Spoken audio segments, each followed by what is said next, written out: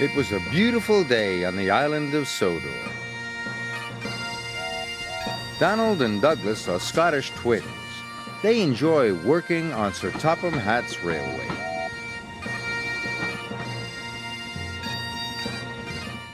Oh, okay, now that's new. I mean, we've heard bagpipes for the twins before, but this is the first time we've heard it from Welk and Hartshorn. It's not the original theme, which was expected by now, but at least it sounds native to their background, of which Top Hat had a job for them. Lord Callan's castle is finally reopening. There is to be a grand celebration tomorrow. I need you to take the banners, bunting, and bagpipes to the castle. Harvey, you must load them straight away.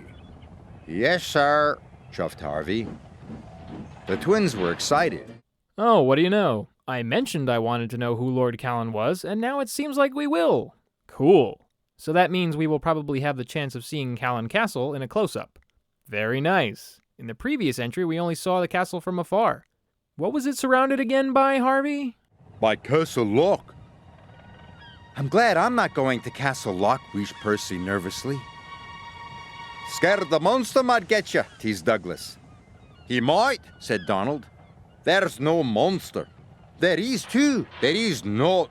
Is too. Is not. Okay. Those voices are pretty good, Brandon. I was a little concerned based on how he has voiced other characters, but that was better than expected. At least he gave the twins their accents, unlike Baldwin, who didn't do that. Nor did he keep Harvey's voice consistent. And what a surprise, the twins are arguing. Thankfully, not the whole way on the trip. There it is, cried Donald. We're almost there, shouted Douglas. But there was trouble ahead. Trees had fallen across the line. Donald and Douglas stopped just in time.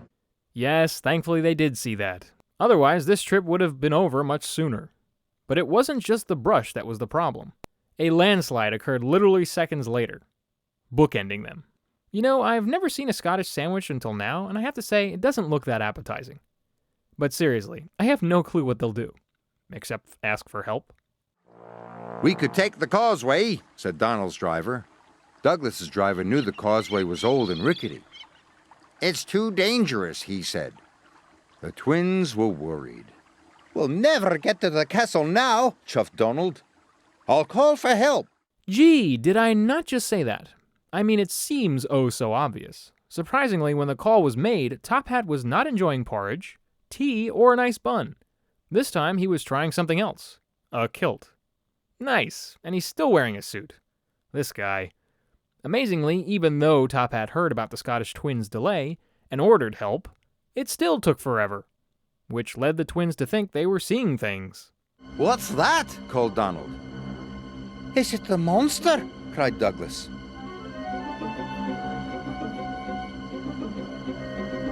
For sure it is, answered Donald. It's not a monster, it's us. I get it. The twins are at Castle Loch, and they think they're seeing the Loch Ness Monster. I mean, the breakdown crane can kind of look like it. Sort of. At least they know they're not in any real danger. And thankfully Lord Callan nor Top Hat were upset with them arriving the next day. Soon the castle was decorated.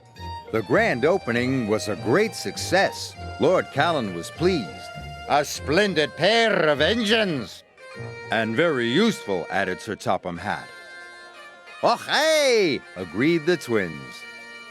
Very good. This was another simple episode. Donald and Douglas really haven't had much to connect with when it comes to their homeland since they were brought to Sodor. So it was thoughtful of Top Hat to have them participate in this event. Also, hearing Harvey for the first time by Brandon was a good surprise. Both him and the twins were given voices that sound appropriate to their look, in a way. And at last, we now know who Lord Callan looks like. Where has he been all this time? No matter. For music, there were two cues heard. The first difference in sound to point out was that this was Ed Welk and Robert Hartshorn's first episode involving a creepy or scary moment. For how they composed it, it really wasn't spooky, more like unknown uncertainty. It wasn't truly effective, but not horrible.